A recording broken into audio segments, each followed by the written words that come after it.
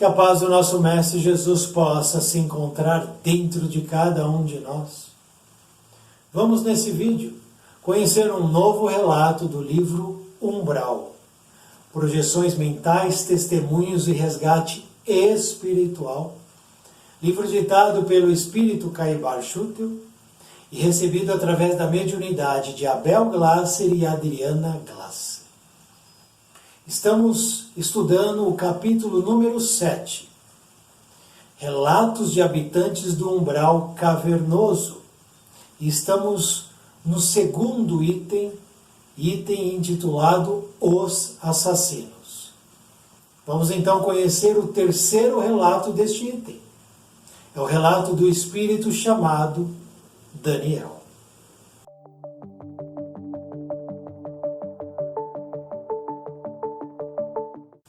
Ser um soldado é um dever cívico, de modo que eu cumpria à risca todas as ordens recebidas, até com um grau elevado de satisfação.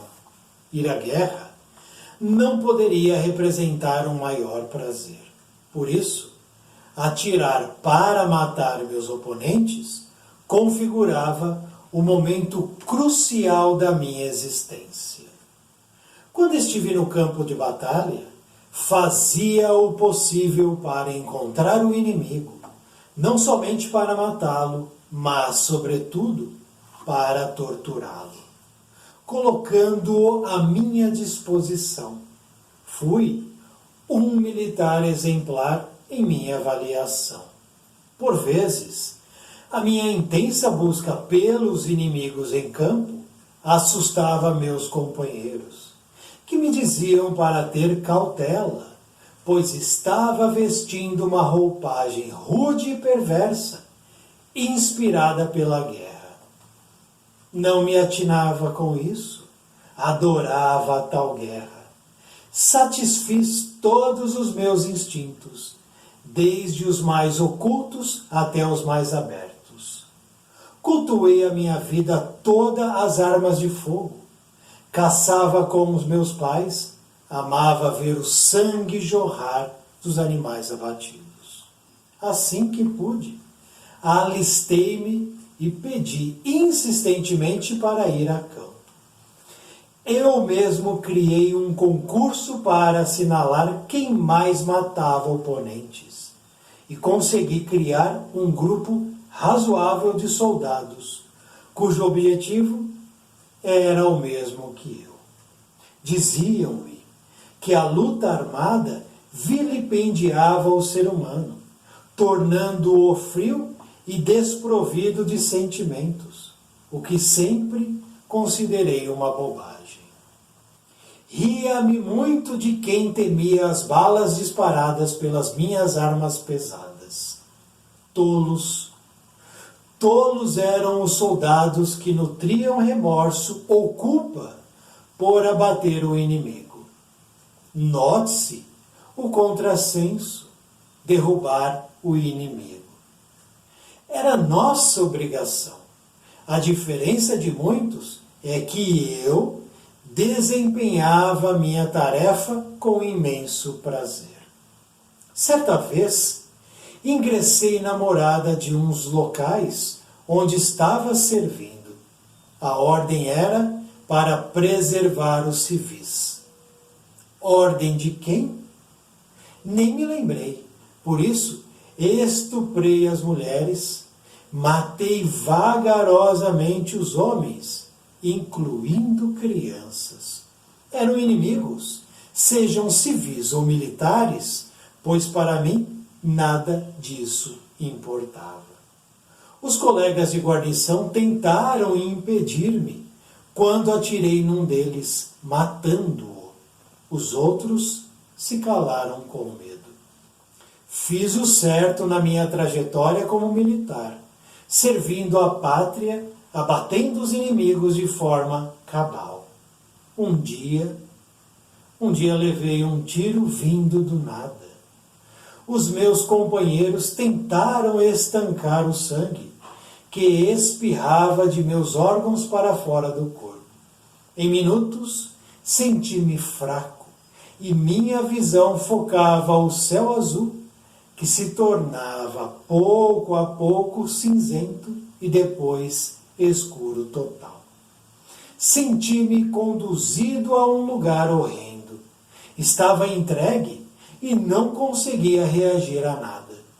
O umbral interno foi um inferno, sem que eu tivesse visto uma só chama de fogo. Somente o sofrimento fez-me perceber o quão nefasto fora o meu comportamento como militar. Temos aí, portanto, o relato do espírito intitulado Daniel.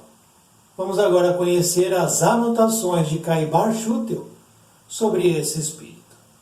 O soldado norte-americano Daniel, diferentemente dos demais militares, ia a campo de batalha com prazer e satisfação. Na realidade, ele era uma personalidade sádica, que se apegou ao militarismo para satisfazer os seus nefastos propósitos. Por certo, havia de enfrentar a reação às suas incorretas ações. Ser militar e, portanto, obrigado por força de lei a abater o inimigo no campo de batalha, tem o seu lado peculiar na avaliação dos débitos. Nada justifica, no entanto, o prazer de matar e a tortura empregada. Quanto a isso, o negativismo traz todas as consequências de quem agiu mal na sua reencarnação.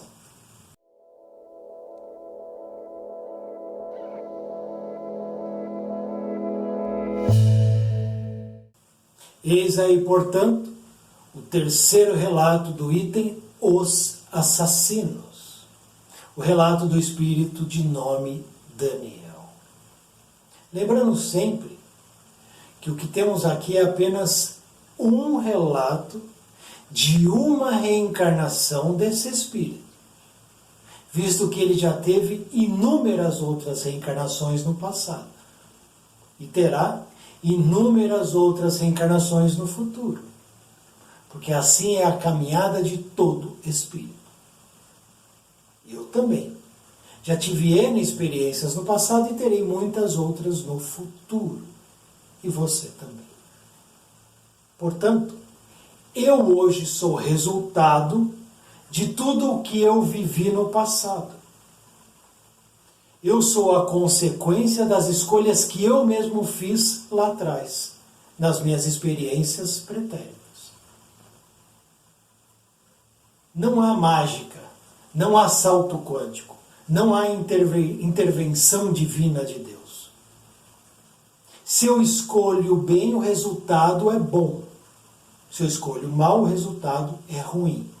E sou eu que escolho. E todo o resultado retorna em mim. Por isso a necessidade de saber escolher bem. Por isso a necessidade de aprender onde os outros erraram. Para que eu não tropece onde eles tropeçaram. Para que eu evite a queda na qual ele se precipitou. E a minha caminhada se torna mais segura, rápida e robusta. Eu consigo avançar mais rapidamente em patamares evolutivos e espirituais. Não tropeço tanto, não caio tanto, não estaciono tanto, porque eu desejo aprender.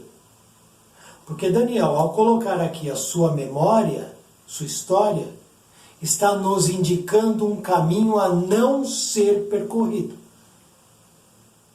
Está nos indicando escolhas que ele fez que não devemos fazer.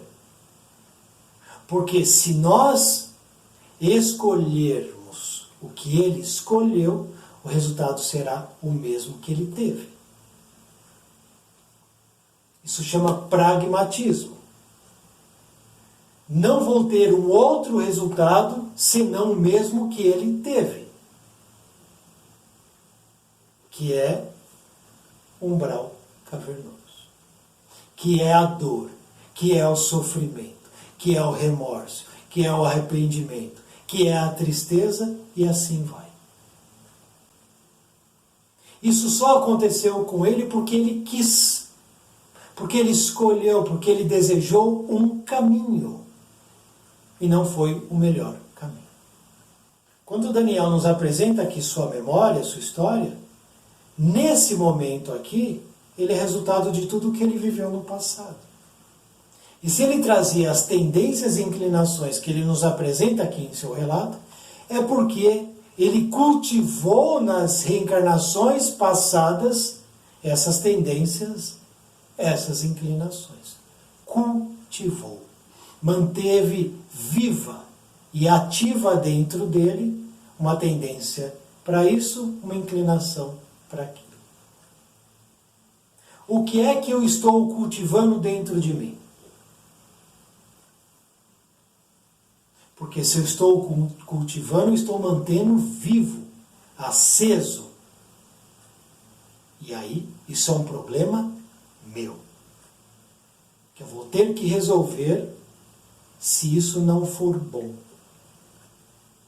Por isso a necessidade da reforma íntima, para que eu visite o meu íntimo e observe o que há dentro de mim, o que é que eu estou cultivando. E esse meu cultivo vai render, vai gerar o quê?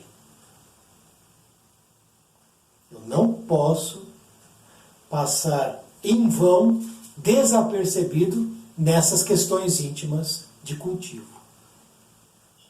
Porque aí estão as minhas tendências e inclinações. E todos nós as temos. E nessa narrativa aqui, tem um fato muito interessante, que é o seguinte. Se observarmos com cuidado a história de Daniel, vamos observar 3 pontos básicos que sustentam a narrativa, que sustentaram a caminhada dele nessa experiência, lembrando sempre. 3 pontos básicos. E esses 3 pontos vão de encontro com 3 itens do capítulo 6 deste livro. 3 itens do capítulo 6, Lei de Destruição. São os mesmos itens que estão aqui na narrativa de Daniel e que estão aqui no capítulo 6, Lei de Destruição. E nós vamos fazer então a ponte, porque esses livros se conversam, se completam. E será muito importante para nós que estamos estudando e aprendendo, porque aqui é uma sala de aula. É uma sala de reflexão, de meditação, e não um tribunal no qual nós estamos julgando e sentenciando Daniel. Não temos autoridade para isso. Mas vamos analisar, observar, refletir sobre o que ele coloca aqui, para aprender. Então eu pergunto, quais seriam esses 3 itens? Que estão aqui no meio da história. E que fazem uma ponte com o Livro dos Espíritos. Primeiro item. Guerra. Segundo item. Homicídio. Terceiro item. Crueldade. Vejamos então primeiro na história de Daniel. Primeiro item, guerra. Ele nos diz o seguinte: adorava a tal guerra. Ir à guerra não poderia representar um maior prazer. E ainda, na guerra, satisfiz todos os meus instintos, desde os mais ocultos até os mais abertos. Guerra, então, é o primeiro item. E Daniel trazia dentro dele o desejo da guerra, um espírito bélico. Ele trazia o desejo de estar em combate, em uma luta armada, participando de um confronto armado. Ele trouxe isso dentro dele. Porque eu, por exemplo, se houver uma guerra no norte, eu vou para o sul. Se no passado eu fui para o norte, quando no norte tinha uma guerra, hoje eu vou para o sul. Quero distância. Para mim não serve de nada. Não tenho interesse. Aqui ele tinha interesse. E aí eu pergunto, por que ele tinha interesse na guerra? Porque há um interesse por trás. Vejamos. Daniel foi para a guerra porque ele queria defender o planeta de mãos inescrupulosas, de mãos maldosas. Não. Daniel queria defender a humanidade para que ela não fosse exterminada? Não. Ele queria proteger uma sociedade, um país, a liberdade de um povo? Não. Não houve, então, nenhum tipo de motivo mais louvável para que ele se alistasse na guerra. Não houve. Qual era, portanto, o motivo que o levou a, assim que pude, diz ele, alistei-me e pedi insistentemente para ir a campo? Qual foi o motivo? O motivo está ligado ao segundo item. Atirar para matar. O desejo de matar. A liberdade de matar. Ao se alistar e entrar em um exército, ao solicitar ir para o confronto, para o fronte de guerra, ele estava conseguindo uma liberdade, uma licença para matar indiscriminadamente. Eis aí o motivo pelo qual ele tanto desejou ir à guerra. Para poder matar sem nenhuma reprovação, sem nenhuma reprimenda, sem que a lei o pegasse e o colocasse dentro de uma prisão. Já que na guerra as licenças acontecem. Pode matar. Já que o outro é o inimigo. Esse é o pensamento da guerra. O outro é o inimigo. Então vamos exterminar o inimigo. Então eis aí o grande motivo. Já que ele dizia o seguinte: amava ver o sangue, palavras dele, amava ver o sangue jorrar dos animais abatidos quando estava em caça com meus pais.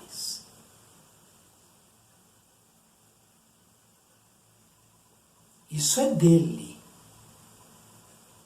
Quando ele reencarnou, ele trouxe junto dele as tendências, inclinações. Ao nascer na família em que ele foi colocado, os pais poderiam abafar essa tendência, essa inclinação.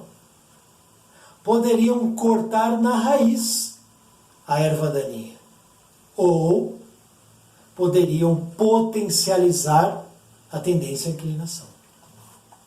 Poderiam alimentar esses desejos que ele já trazia. Foi isso que aconteceu. Eis aí a importância de um pai e de uma mãe no desenvolver, no desenrolar do crescimento de uma criança. Onde aquele que está ali como um tutor, digamos assim, pode encaminhar para uma via positiva ou não.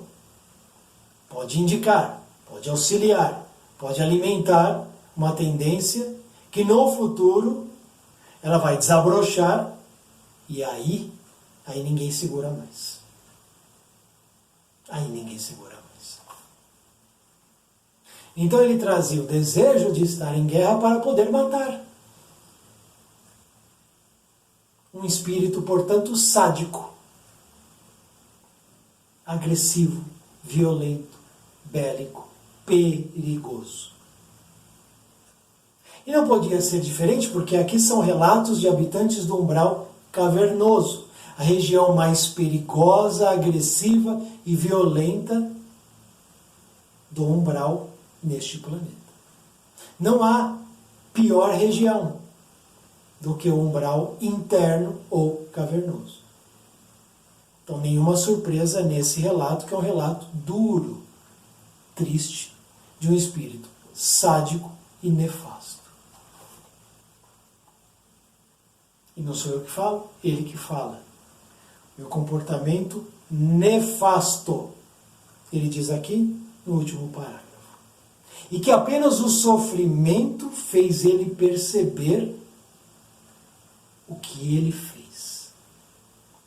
Porque para essa categoria de espíritos, apenas o sofrimento, apenas a dor.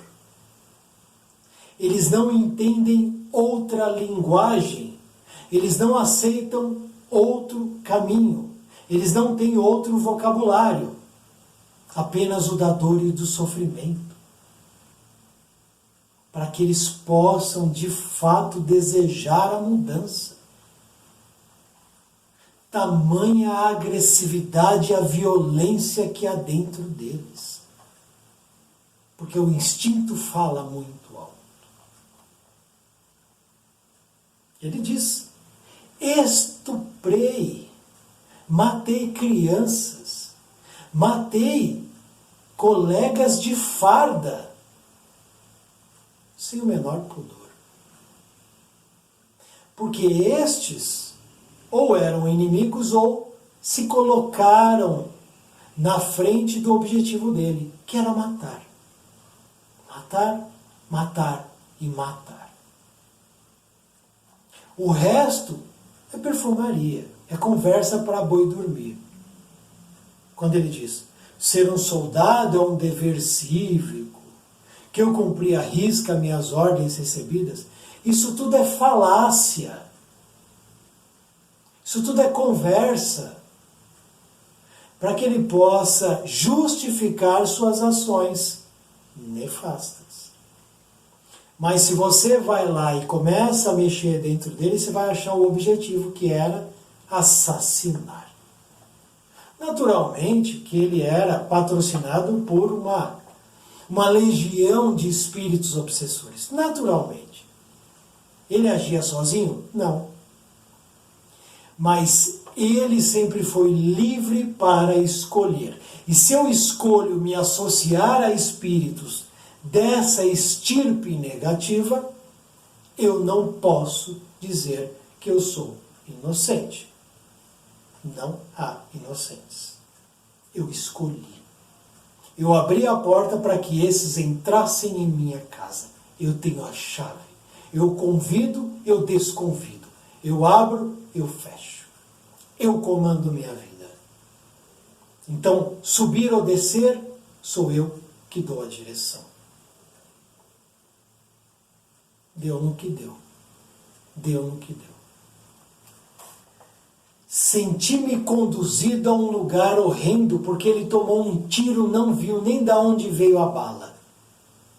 Quem com a espada fere, com a espada será ferido.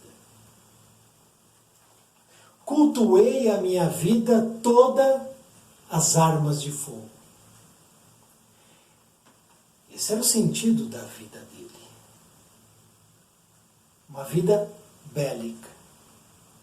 Uma vida de guerra. Uma vida de violência. Ele foi avisado? Foi. Pelo seu mentor. Por espíritos que o acompanham e desejam sua melhoria. Ele foi avisado, inclusive, pelos colegas de farda, que falaram para ele, cautela, cautela. Diziam-me os colegas que a luta armada vilipendiava o ser humano, que torna-o frio, torna o ser humano desprovido de sentimentos, sem dúvida. A guerra potencializa o que há dentro do homem. E ele já trazia uma certa frieza. E a guerra potencializa isso. Quem com a espada fere, com a espada será ferido. Toma o tiro, acabou. Vamos lá, retorna ao plano espiritual. A vida é de continuidade. Não existe morte. Não existe fim. Não há fim. Senti-me conduzido a um lugar horrendo. Certo. Desejavas ir para onde, te pergunto? Para os braços de Deus? Para junto de Jesus? Qual boa ação esse homem fez? Qual caridade ele fez? Se ele olhar para trás e ver a sua caminhada, seu percurso, o que ele vai ver? Corpos, sangue, morte, violência e inúmeros espíritos o procurando para vingança. Porque poucos são os que sofrem vingança e perdoam. Pouquíssimos. A maioria busca vingança e uma minoria diz, perdoei, mas não perdoa. Diz, mas não perdoa. Não perdoa. Mantém a mágoa no coração. Entregue, não conseguia reagir a nada. O umbral interno foi um inferno. Mas ele transformou a sua vida em um inferno. E transformou a vida dos outros em um inferno. Porque vamos meditar. Ele estuprou mulheres. Portanto, ele fez o inferno na vida de mulheres. O que ele receberia em troca? Paraíso?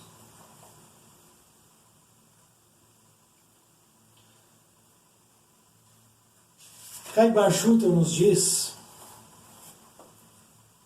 nada justifica o prazer de matar.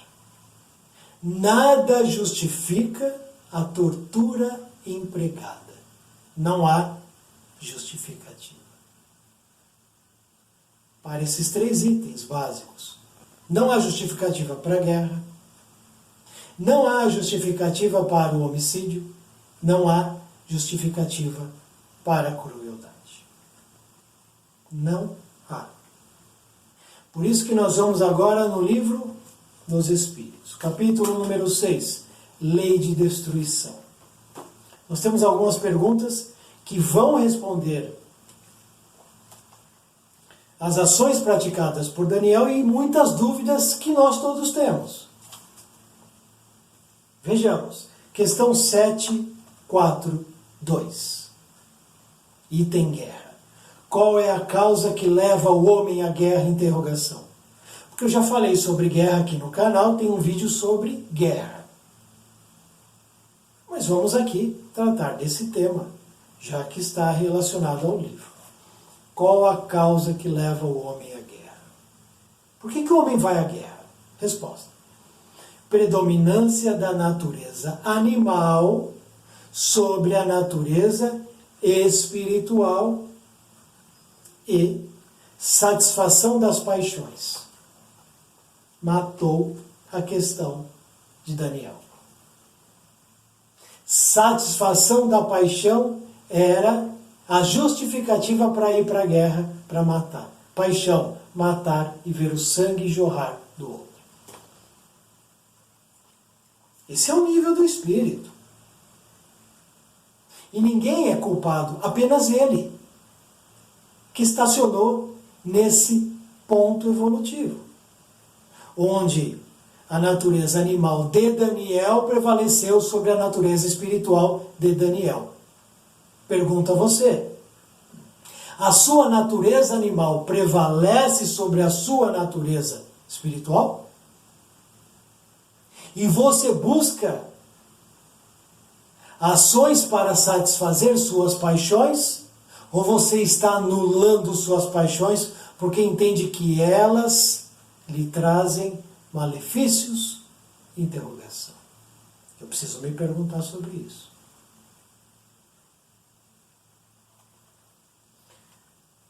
Questão seguinte, 743. A guerra desaparecerá um dia da Terra? Resposta, sim. Então quem gosta de guerra não vai poder ficar na Terra, porque a guerra vai sair do circuito. Bem-aventurados os mansos, bem-aventurados os pacíficos, verão a Deus, herdarão a terra. Quem falou isso pra gente? Depois a gente tem o item homicídio, também tendência de Daniel. Vejamos. O homicídio é um crime aos olhos de Deus? Resposta, sim. Então, homicídio é crime aos olhos de Deus, na lei de Deus, na lei do universo. Sim. Grande crime. Grande crime. Questão 747. O homicídio tem sempre o mesmo grau de culpabilidade? Todo homicídio é igual? E a lei de Deus entende que todos eles terão o mesmo resultado perante a lei? Resposta: Deus é justo. Julga a intenção mais que o fato. A intenção agrava ou ameniza. Então, não é absoluto, é relativo. Por quê? Porque na questão seguinte, 748, Allan Kardec pergunta: Deus, ou a lei de Deus, ela excusa o homicídio no caso de legítima defesa? Ou seja, defendendo minha vida eu cometi um homicídio. Existe aí a escusa? Resposta: só a necessidade pode excusá-lo. Necessidade. Então, se eu estou numa situação ali de limite, eu serei morto, eu estou defendendo a vida, eu não quero morrer. Estou numa luta com o meu agressor. E nessa luta, porque aí vamos lá, na luta você não está raciocinando, você está ali no instinto, você está na ação, você está num momento ali que muitas vezes não tem nem controle. E acontece de você matar o outro que está tentando te matar, mas você não queria, mas aconteceu. Tá? Aconteceu. Se a necessidade, pode acontecer a escusa. Ameniza-se. Por causa do quê? Por causa da intenção. Não tinha intenção, mas me protegi. Aconteceu. Mas, continua. Se puder preservar a vida sem atingir a do agressor, deve fazê-lo. Foi o caso dele. Ele estava em guerra. Em determinado local, eles invadem uma cidade e fazem todos reféns. Acabou aí. A partir daí, qualquer agressão é desnecessária, não é? ele estuprou, ele matou todo mundo. Não quis nem saber. Para não deixar nenhum refém. Então aqui não havia necessidade do homicídio, mas ele praticou. Então a pena dele é agravada. O erro, o equívoco é agravado. Porque ele poderia preservar a vida de quem está lá, ele não preservou. E é assim que a gente tem que agir. Como assim deve agir o policial? O policial que está lá em ação, numa troca de tiros com um bandido. O policial se protege, o bandido se protege. Em determinado momento, o bandido diz, eu me entrego. Joga a arma e se entrega. O policial tem o dever e a obrigação de prendê-lo. Se o policial vai lá e mata ele, porque está com raiva, né? Ele tentou me matar, agora eu vou matar ele. Ele cai aqui nesse erro. Se puder preservar a vida do outro sem atingir a do agressor, deve fazer. É lei de Deus. Lei de Deus. Por isso, o cuidado.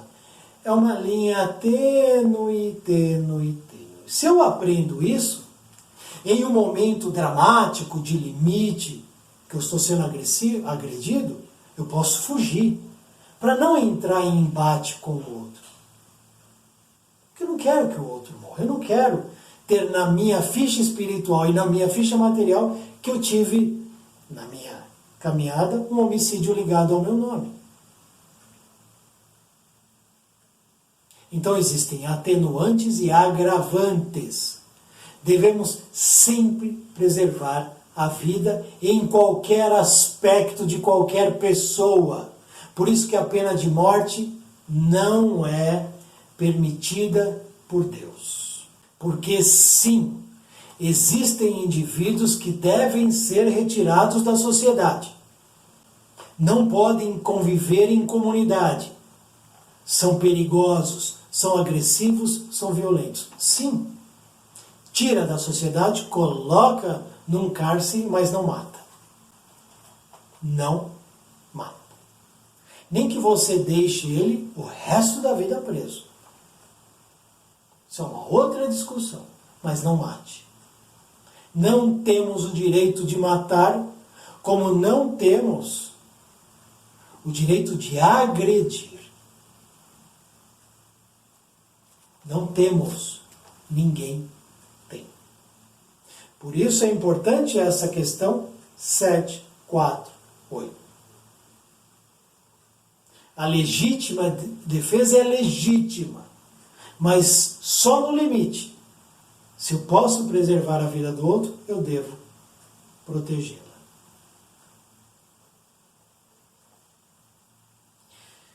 O homem é culpável pelas mortes que comete durante a guerra? Questão 749. Guerra aqui, né, do nosso amigo Daniel. Ele foi para a guerra. Ele quis ir para a guerra. Ele matou. Então ele é culpado? Resposta: não. Quando, atenção agora, quando o soldado, o guerreiro, o combatente é constrangido pela força. Quando apenas existe uma possibilidade. Eu preciso derrotar aquele exército nazista, porque se ele vencer, o mundo vai colapsar. Então, os exércitos aliados foram constrangidos pela força do exército alemão, que não era um exércitozinho qualquer, era uma potência. E se essa potência vence a guerra, nós teríamos um outro planeta. Portanto, o eixo, né, os aliados, foram constrangidos pela força a matar aqueles que estavam tentando dominar o planeta. Então aqui não há culpa. Mas o homem é culpável pelas crueldades que comete e ser-lhe-á levada em conta sua humanidade.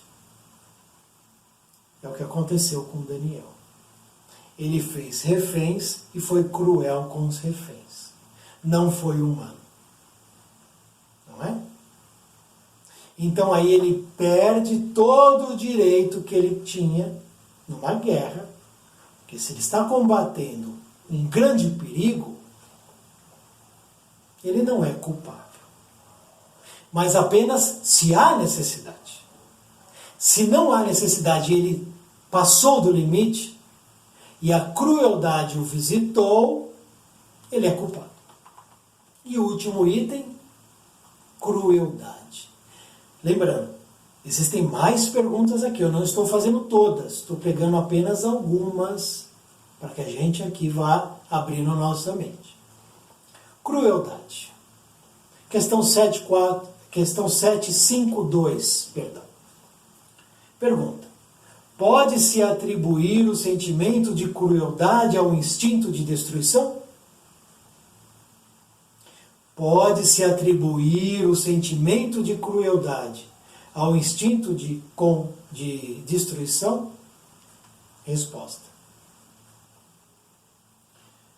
é o instinto de destruição no que tem de pior, porque se a destruição às vezes é necessária, a crueldade não o é jamais. A crueldade é sempre resultado de uma natureza má. Como é que eu posso entender isso? A lei de destruição é uma lei do universo. Nós temos a lei de conservação e nós temos a lei de destruição. De conservação é que a gente se conserve, se cuide. E a de destruição, ela está ligada à morte, às coisas se desfazerem para que novas coisas nasçam. Para que o velho deixe de existir, para que o novo comece a existir. Lei de destruição é lei do universo. Os planetas um dia existem, no outro dia não existem mais. O planeta Terra um dia vai deixar de existir, como esse corpo vai deixar de existir. Lei de destruição. Então ela é necessária. Ela existe, ela faz parte. Bom, é uma lei do universo. Porém, a crueldade, como ele diz aqui, voltando lá, não é permitida, não é aceita, não faz parte da lei de destruição. A crueldade é o resultado de uma natureza má do homem. E é exatamente isso que a gente vê na narrativa de Daniel. A sua natureza má, sobrepujando sua natureza espiritual divina e de luz que ele tem, mas que ali está enterrada, abaixo de metros e metros e metros e metros de crueldade, de maldade, de perversidade. São as escolhas. Eu tenho dentro de mim uma natureza má? Sem dúvida. Não há dúvida disso. Eu tenho uma tendência negativa? Fato. E se eu negar isso, eu posso cair num erro grave. De me achar mais preparado do que eu estou. Isso pode ser grande problema. Então eu tenho sim uma natureza má, uma natureza bélica, uma natureza cruel? Sim. O que eu faço com ela? Controlo, seguro, domino, adestro, abafo. Coloco sobre ela montanhas e montanhas de um outro tipo de natureza. Antagônica à má, que é uma natureza boa. Coloco sobre ela o conhecimento, o aprendizado, a ação positiva. Que é o antídoto, que é a vacina que a gente toma. Não tomamos a vacina para o coronavírus? Precisamos tomar a vacina contra a crueldade. Que é o quê? A afabilidade, a fraternidade, a compaixão à humanidade, a caridade, a indulgência. Quanto mais eu pratico as ações que o nosso Mestre nos solicita, mais eu me afasto da tendência má. Mais ela perde força e vai desaparecendo. Mas ela não vai desaparecer em uma experiência reencarnatória, em duas, em três. Demanda tempo. Eu reencarno, desencarno. Reencarno, desencarno. E nesse processo, nesse ciclo, eu vou alimentando isso ou aquilo. Eu que faço isso. Sou eu que alimento o lobo que há dentro de mim.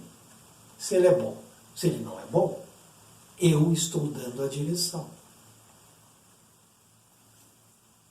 Não existe nenhuma justificativa para a crueldade, para a maldade, por desejo de guerra, para as questões bélicas.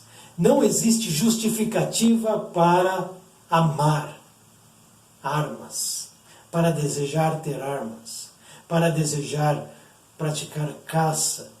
Os animais são seres vivos, os animais têm espírito, são filhos de Deus, estão em evolução, não estão aqui como alvos para que o homem sádico vá lá e satisfaça seu desejo de matar um ser vivo, que é isso que é a caça. Satisfazer o desejo de matar um ser vivo. Quem deseja isso precisa parar urgentemente. Por quê? Porque ao assassinar qualquer animal, isso fica registrado na ficha espiritual. E não raras vezes, espíritos desses animais perseguem o caçador. Perseguem o assassino. Em sonhos que não são sonhos, em visões que não são coisas místicas, paranormais, em sentimentos que com o passar do tempo, esses assassinos vão cultivando dentro dele o medo, a depressão, a angústia. E vão carregar isso nas outras reencarnações, olha só. Esses que ficam matando aqui, para cima e para baixo, carregam para as outras reencarnações esses débitos. Cuidado. Estamos falando aqui de assassinos. Assassinos. Habitantes do umbral cavernoso. Ou melhor, ex-habitantes.